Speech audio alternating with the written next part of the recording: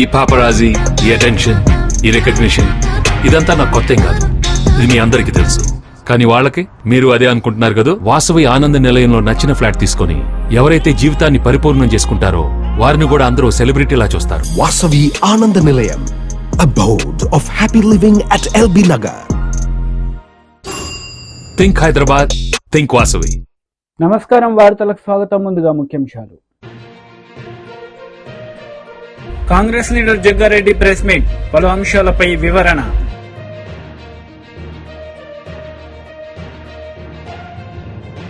YCP leader press meet, పలు అంశాలపై వివరణ.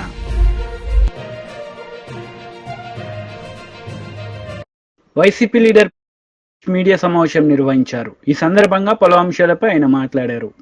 ఉన్న అనారోగ్యం పాలైన మన ప్రజలు దిక్కుదోచని పరిస్థితులలో నీళ్లన్నీ చుట్టుముట్టి ప్రాణాలని అరచేతిలో పెట్టుకొని ఉన్న మనవాళ్ళందరూ ఈ రోజున అంత దయనీయమైన పరిస్థితుల్లో ఉంటే చంద్రబాబు నాయుడు గారి యొక్క రాజకీయ క్రీడ, ఆయన యొక్క అనుభవం మొత్తాన్ని రంగరించి ప్రజలను ఏ విధంగా మభ్యపెట్టొచ్చో ఈరోజు వారిని చూసి మనం నేర్చుకోవాలి. ఓ పక్క రాష్ట్రానికి సంబంధించిన ప్రచారం పీక్స్లో ఉంటే కేంద్రం నుంచి శివరాజ్ సింగ్ చౌహాన్ గారు వచ్చి చంద్రబాబు నాయుడు గారు బ్రహ్మాండంగా పనిచేస్తున్నారు అని ఆయనతో బాకా విధించుకునే కార్యక్రమం జరిగింది. శుక్రవారం నాడు వీకెండ్ పార్టీలకు వెళ్ళిన పవన్ కళ్యాణ్ గారు మళ్ళీ రాష్ట్రానికి వచ్చి వారు చంద్రబాబు నాయుడు గారికి బాకా ఊదారు. ఓ కేంద్ర మంత్రి గారు, ఓ రాష్ట్ర ముఖ్యమంత్రి గారు, ఓ ఉప ముఖ్యమంత్రి గారు ముగ్గురు కలిసి ప్రచారం మీద పెట్టినంత దృష్టి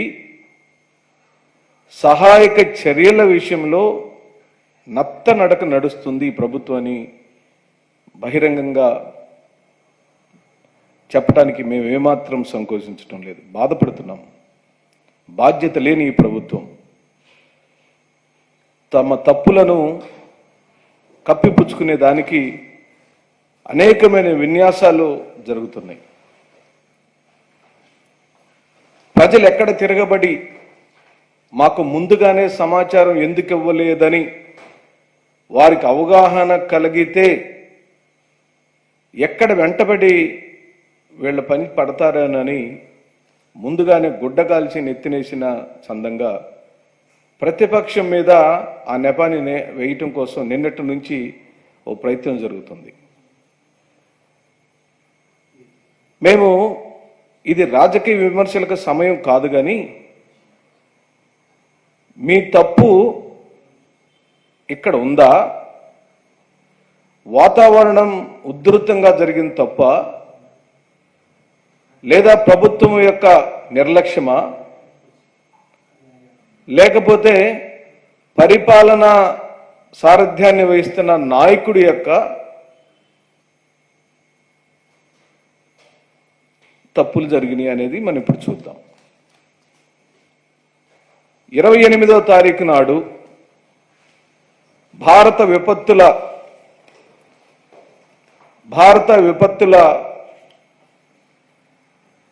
సంస్థ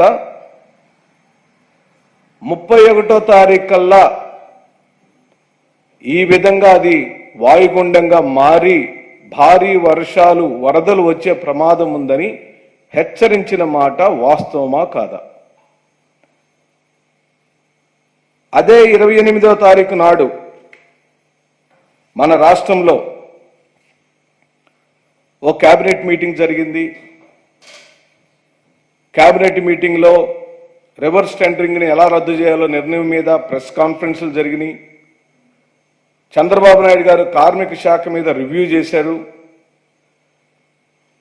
కానీ జాతీయ విపత్తుల సంస్థ ఇచ్చిన ముందస్తు హెచ్చరికల మీద గౌరవ ముఖ్యమంత్రి చంద్రబాబు నాయుడు గారు ఎందుకు రివ్యూ చేయలేదని ప్రశ్నిస్తున్నాం. అప్పటికే శ్రీశైలం, నాగార్జున సాగర్ 2 డ్యాములు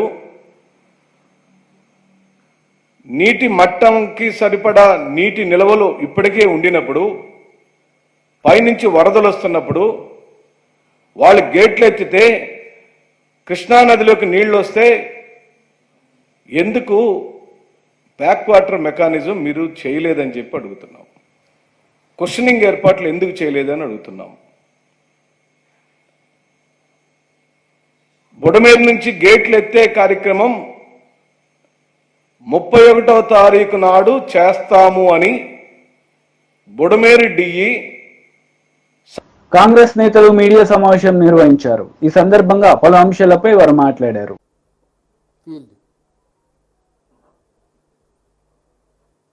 You know her journey, completely her journey, you know that. The moment she led, along with the Bajrang Punia ji and other wrestlers, they took up their cases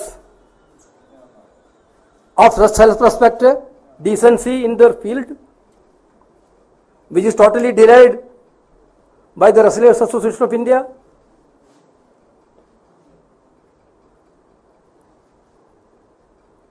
Entire country stood with him, her, and these people. We, Indian National Congress, I proudly say that Rahul Gandhi ji, Priyanka Gandhi ji, Mallikarjuna Kharge ji, all senior leaders and all leaders of India Alliance also stood with her, stood with them for their genuine causes,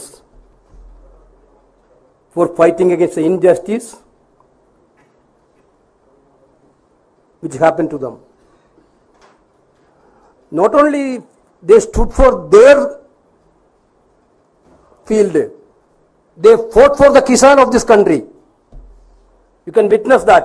When Kisan agitation happened, they are there with the Kisans. They fought for Agniveer. When they are in great difficulties, this is the social commitment of these great players, great wrestlers. That is why Indian National Congress is very proud to accept them in this party. Leaders will come through movements. These two people came through a biggest movement in this country. Now somebody is criticizing, I saw that these are all the conspiracy, Congress conspiracy. So many athletes are in different parties. So many Olympians are also in different parties. If that also a part of conspiracy. Now we are very proud that I am again telling these big stalwarts of Indian sports history led a movement. They know that which party has to trust through their experience. They completely know about that. Therefore, they chosen Indian National Congress as their party. This is what happened. Bajrang Punia ji, I don't want to introduce much because everybody know Bajrang Punia ji, an Indian freestyle wrestler who complete in the 65 kg weight category at the 2020 Tokyo Olympics. Punia won bronze medal there. Prominently advocated farmers' cause everywhere.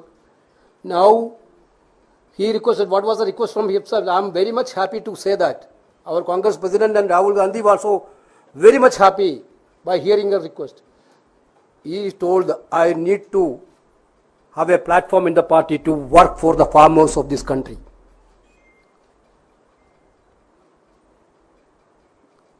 Actually, it is a very, very proudful moment for us. He protested against the 3 farm laws and protested for Agniveer scheme. Punia is the only Indian wrestler to win 4 medals at the World Wrestling Championship. He won a gold medal at the Asian Wrestling Championship held in 2017 and 29. He also won gold medal in 2018, 2022 Commonwealth Games and 2080 Asian Games. He received Arjuna Award also. He's an Arjuna award. Therefore, we are very happy. Surprisingly, I have to show one notice to you. BJP leader media సమావేశం నిర్వహించారు. ఈ సందర్భంగా పలు అంశాలపై ఆయన మాట్లాడారు. आनंद की क्षण है। मैं मेरे छोटे भाई हमारे प्रांत के उड़ीसा के एक अत्यंत होनहार, संवेदनशील और गुणी सामाजिक कार्यकर्ता को जो अभी राज्यसभा में उड़ीसा को प्रतिनिधित्व करते थे, अपने दक्षता के कारण, अपने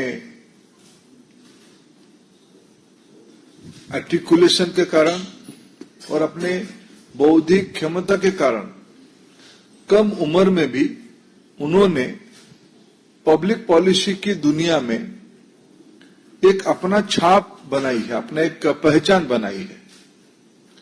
अत्यंत मिष्टभाषी, अत्यंत परसुएसिव और विचार स्पष्टता के साथ अपने विषयों को रखना, और मैं उनके बारे में इतना कहूं, सामाजिक जीवन में अपने आप में एक मर्यादा करके रहना, एक स्टैंडर्ड्स मेंटेन करना उन्होंने कम समय में एक कीर्ति स्थापना किया है। ऐसे सुजीत कुमार भारतीय जनता पार्टी में आज प्रवेश कर रहे हैं। उन्होंने अपना राज्यसभा की मौजूदा दायित्व को त्याग किया है। माननीय प्रधानमंत्री नरेंद्र मोदी जी की नेतृत्व नीति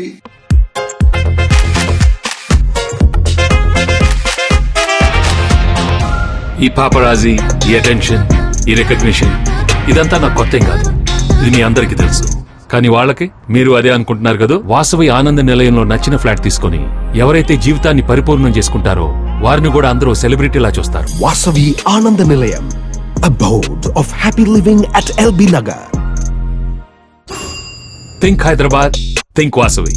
आदर्श ऐसे पहले भी माननीय प्रधानमंत्री नरेंद्र मोदी जी की प्रशंसक रहे हैं।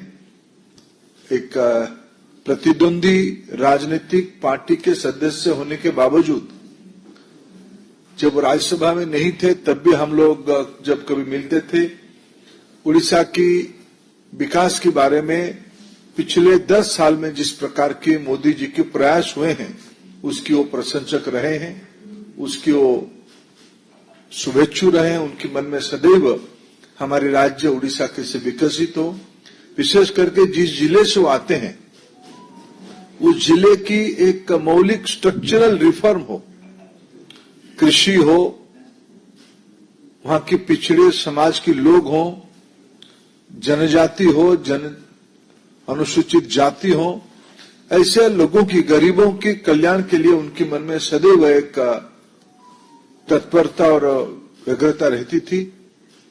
आज उन्होंने बीजू जनता दल को त्याग करके भारतीय जनता पार्टी में ज्वाइन कर रहे हैं। प्रधानमंत्री जी के नेतृत्व को आज सम्मान देके ज्वाइन कर रहे हैं। मैं उनको दल में स्वागत करता हूं, उड़ीसा की ओर से स्वागत करता हूं, भारतीय जनता पार्टी की राष्ट्रीय इकाई की ओर से स्वागत करता हूं। मेरा पूरा विश्वास है सुजीत कुमार जी की भारतीय जनता पार्टी में योगदान, हमारी प्रधानमंत्री की जो आह्वान है विकसित भारत, लक्ष्य विकसित भारत में उनकी एक योगदान रहेगा। బీఆర్ఎస్ లీడర్ మీడియా సమావేశం నిర్వహించారు. ఈ సందర్భంగా పలు అంశాలపై ఆయన మాట్లాడారు. కానిస్టేబుల్ అన్నా, సంఘాలన్నా మాకు అపారమైనటువంటి గౌరవం అనేటువంటి విషయాన్ని మేము ఈ సందర్భంగా గుర్తు చేస్తా ఉన్నాం. మేము అనే వ్యాఖ్యలు వ్యవస్థకు సంబంధించినటువంటి వ్యాఖ్యలు. ఈ వ్యవస్థలో సమూలమైనటువంటి మార్పు జరగాలి. ప్రజల పట్ల బాధ్యత పెరగాలి, శాంతి భద్రతల పరిస్థితి బాగుండాలి అనేటువంటి కోణంలో శాంతి భద్రతల వైఫల్యాలని ప్రజలకు దృష్టికి తీసుకొచ్చేటువంటి ప్రయత్నం మేము చేస్తూ ఉన్నాం. అందులో భాగంగానే హరీష్ రావు గారు చెప్తే దాన్ని అర్థం చేసుకొని హరీష్ రావు గారి మీద పోలీస్ అధికారుల సంఘం చేసినటువంటి వ్యాఖ్యల్ని మేము వారు తప్పుడుగా అర్థం చేసుకున్నారని ఆ మిత్రులకు మేము సూచన చేస్తూ ఉన్నాం. హరీష్ రావు గారు కొత్తగా హరీష్ రావు గారి గురించి చెప్పేది ఏమీ లేదు. ఉద్యోగుల సమస్యలు, ఉపాధ్యాయుల సమస్యలు, హోంగార్డుల సమస్యలు, పోలీసుల సమస్యలు, ఈ రాష్ట్రంలో ఉన్న లక్షలాది మంది ఉద్యోగుల, ఉపాధ్యాయుల, కార్మికుల సమస్యలు ఎప్పటికప్పుడు నినదించి ఆ సమస్యల పరిష్కారం కోసం పనిచేసేటువంటి గొప్ప నాయకుడు హరీష్ రావు గారు. కేవలం పత్రికా ప్రకటనలే కాదు, వారు అసెంబ్లీలో కూడా ఉద్యోగుల, ఉపాధ్యాయ సంఘాలకు సంబంధించినటువంటి అనేక డిమాండ్లను అసెంబ్లీలో చాలా స్పష్టంగా ప్రస్తావించి ప్రభుత్వాన్ని అనేక విషయాల మీద వారు నిలదీసినటువంటి సందర్భాన్ని చూస్తూ ఉన్నాం. పోలీస్ అధికారులు కొందరు ప్రేక్షక పాత్ర వహిస్తూ ఉన్నారు.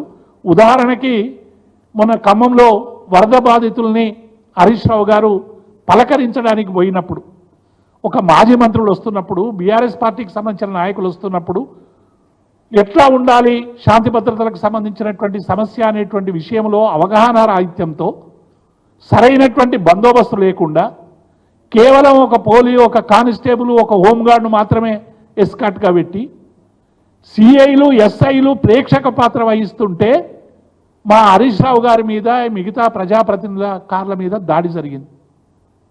అందులో మా యువ నాయకునికి ఒక ఆయనకి కాళ్ళు కూడా విరిగినటువంటి సందర్భం మీకు తెలుసు. ఇటువంటి సందర్భంలో ప్రేక్షక పాత్ర వహిస్తున్నటువంటి పోలీసులు మేము ఎట్లా అర్థం చేసుకోవాలి అనేటువంటి విషయం మీద చాలా స్పష్టంగా హరీష్ రావు గారు.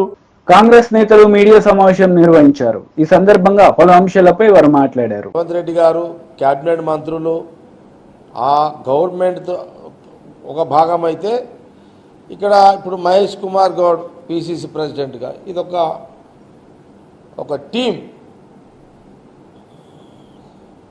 అటు ముఖ్యమంత్రి, సీనియర్ మన నాయకులందరూ గవర్నమెంట్ను ప్రజా పరిపాలన అందిస్తూ ఒక భాగము నడుస్తుంటుంది.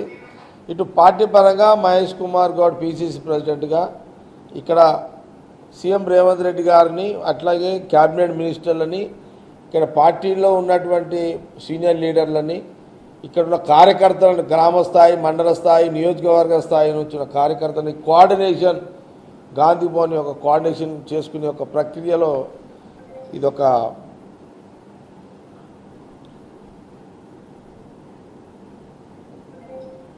కాబట్టి ఇది ఒక మంచి, అంటే జనరల్గా ఏంటంటే కాంగ్రెస్ పార్టీలో 2 సంవత్సరాలు, 3 సంవత్సరాలు, ఒకసారి 4-5 ఏళ్లకు పిసిసి అంటూ మార్పు ఉంటుంది. ఆ మార్పులో ప్రక్రియలో భాగమే మరి కొత్త పిసిసి నియమించడం జరిగింది.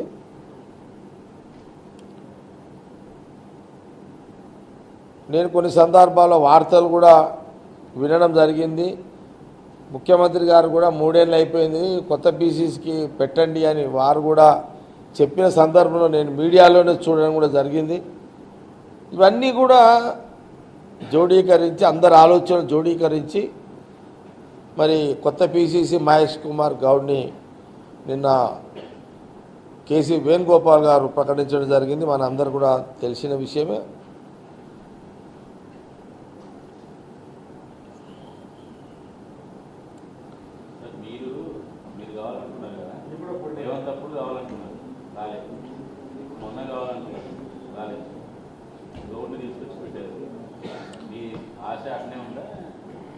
జగ్గారెడ్డి పిసిసి కావాలని అనుకోవాలనుకున్న దాంట్లో నా ఆలోచన, నా అభిప్రాయము ఎప్పుడు చేంజ్ కాదు. ఈ కాంగ్రెస్ పార్టీలో ఎవరికి ఎలాంటి ఆశ ఎలాంటి ఆలోచన ఉన్నా స్వేచ్ఛగా చెప్పుకునే అవకాశము ఈ దేశ రాజకీయాల్లో ఏ పార్టీలో లేని ఒక అవకాశం కాంగ్రెస్ పార్టీలో ఉంటుంది. అందుకే చూడండి, బీసీలలో ఎవరికి పిసిసి కావాలనుకున్నా చెప్పుకునే స్వేచ్ఛ అనేక మంది చెప్పుకున్నారు. ఎస్టీలలో చెప్పుకున్నారు, ఎస్సీలలో చెప్పుకున్నారు, మా రెడ్డిలలో కూడా చెప్పుకున్నారు. కానీ ఏఐసి ఒక డిసిషన్ తీసుకున్నది. ఇప్పుడు రెడ్డి సామాజిక వర్గానికి ముఖ్యమంత్రి రెడ్డి ఉన్నాడు కాబట్టి ఇప్పుడు రెడ్డి పీసీసీ అవకాశం లేదు అని 3-4 నెలల కింద ఒక లైన్ తీసేసుకున్నది పార్టీ అధిష్టానం. అందులో బీసీయా, ఎస్టీయా, ఎస్సీ, మాదిగ సామాజిక వర్గం అనే చర్చ జరిగింది. అందులో ఇప్పుడు బీసీకి ఇచ్చిర్రు. మళ్ళీ బీసీలలో మళ్ళీ కులాలు చూడకండి, బీసీ అంతే. బీసీ అంటే అందరూ, ఒక కులం కాదు కదా బీసీ అంటే. బీసీలలో అనేక కుల వృత్తులు ఉన్నాయి చాలా. ఇక్కడ దాన్ని విడదీయకండి, బీసీగానే చూడండి. బీసీలో మళ్ళీ ఈ కులమా ఆ కులమా అనేది మళ్ళీ అది సపరేట్. బీసీగా అధిష్టానం తీసుకున్న నిర్ణయంలో మహేష్ గౌడ్కి వచ్చింది. నేనేమంటున్నానంటే మళ్ళా రెడ్డి సామాజిక వర్గం ఇయ్యాలి అని అధిష్టానము ఎప్పుడైనా చర్చ జరిగినప్పుడు మళ్ళా జగ్గారెడ్డి ఆ చర్చల్లో కూడా ఉంటాడు. మళ్ళీ అప్పుడు ఖచ్చితంగా ఆ చర్చల్లో ఉంటాడు, ఆ ప్రయత్నంలో ఉంటాడు, ఆ ఆలోచనలో ఉంటాడు. వార్తలు ముగించే ముందు ముఖ్యాంశాలు మరోసారి. Congress leader Jaggareddy press meet, పలు అంశాలపై వివరణ.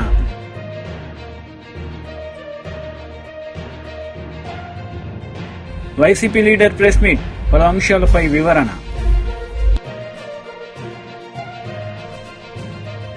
ఈ వార్తలు ఇంతటితో సమాప్తం. తిరిగి ప్రసారమయ్యే వార్తల్లో మళ్ళీ కలుద్దాం. అంతవరకు సెలవు, నమస్తే.